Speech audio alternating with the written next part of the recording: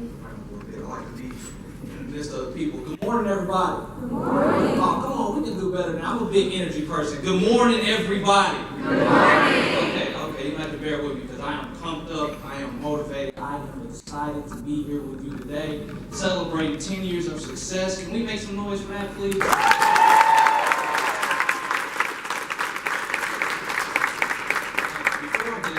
I get ahead of myself, can I would like to thank Jag and employee for allowing me to be here today.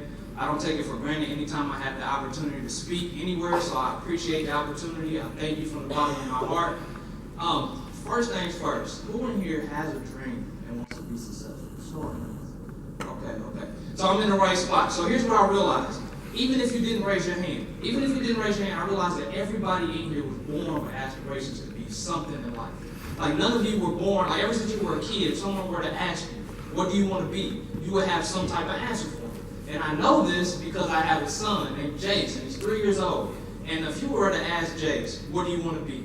He will give you some type of answer. Now, depending on the day, that answer might vary, right? I asked him the other day, I said, Jace, what do you want to be?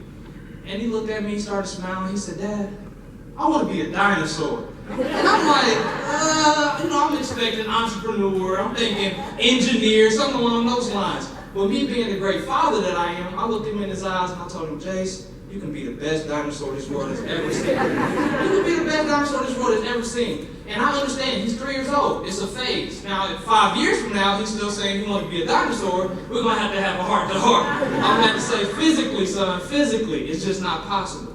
But I want him to know that whatever he sees for himself, it's possible. So whatever that dream is, whatever that vision is, whatever that goal is, it is possible. And not only is it possible, but you are already equipped with everything that you need to make that dream become true. You already have the talents. You already have the gifts. You already have the intellect. Now you're going to have to go through some development, some personal development. You're going to have to develop some skills, but you already have everything that it takes. You already have everything that it takes. So whatever it is that you want to do, whatever it is that you want to see, whatever it is that you want to have, it's already yours. It's already yours. But listen, none of that I just said matters if you don't know how powerful you are.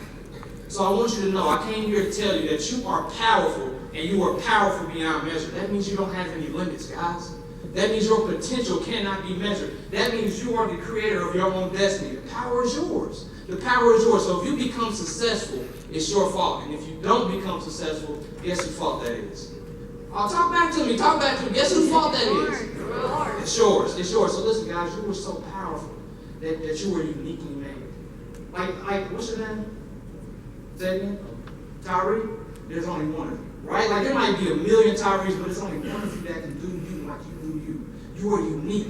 Every single one of you in this room, you are unique. This world needs you. This world needs you, guys. And the reason why I'm so passionate about this is because I spent 21 years of my life living outside of my power. 21 years of my life living by limits. 21 years of my life in a box. And I don't even know where these limited beliefs came from. I don't know if it's because I didn't have a father in my life. I don't know if it's because I grew up in poverty. I don't know where it came from. But I know for 21 years of my life, I did not believe in myself. And in 2013, my life changed forever.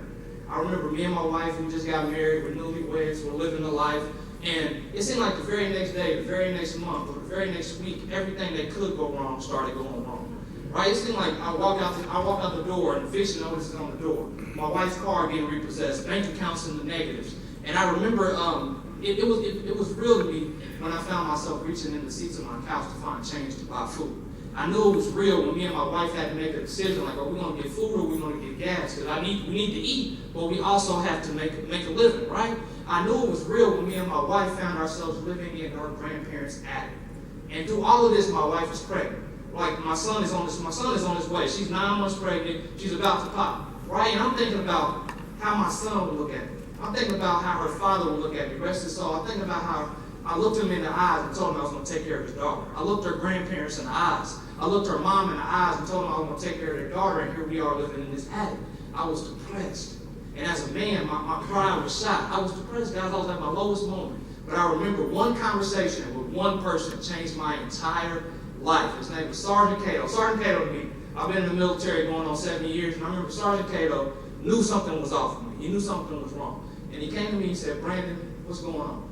And I told him, I don't know if you guys ever ask somebody like what's going on in their lives, and they just give you their whole life story, but that's exactly what I did. And I thought it was going to be sympathetic, so I was waxing deep for like 5 minutes straight. I'm telling him everything that's going on. And he looked me in my eyes, he said, "You done yet?" I said, "Yeah, I think I went down the whole checklist. Yeah, I said that, right?" And then he looked me in the eyes, he said, "It's your fault that you're down. It's your fault. You chose that seat for your life. You chose to live by limits. You chose not to realize your power." And that crushed me. Right? That crushed me. I'm already low. It's like he kicked me while I was down. But what he said after that changed my entire life. He said, even though you're down there, you don't have to stay there. You do not have to stay there. You have the power. The power is yours. If you just realize how powerful you are, you can get to the seat that's up here for you, that's already reserved for you. So I want you to know, guys, the power is yours. The power is yours, but it's not enough to know that you're powerful. You have to unleash that power. And the way that you unleash that power is by being intentional. You have to be intentional with your life. I realized that the reason why I was in the position that I was in because I was walking around aimlessly. I was letting life happen to me. And I wasn't grabbing life by the horns. I wasn't taking control of my life. I wasn't being deliberate. I wasn't being conscious, and I wasn't being purposeful. So every single thing that you do it with intent. Know why you're here. Know why you're here. This is a platform for you. Know why you're here. Be intentional. And this is what I realized. You don't have to be the smartest. You don't have to be talented. You don't have to be skilled, but you do have to have a lot of effort. I realized that my life went to another level when I started giving the type of effort that would make me successful.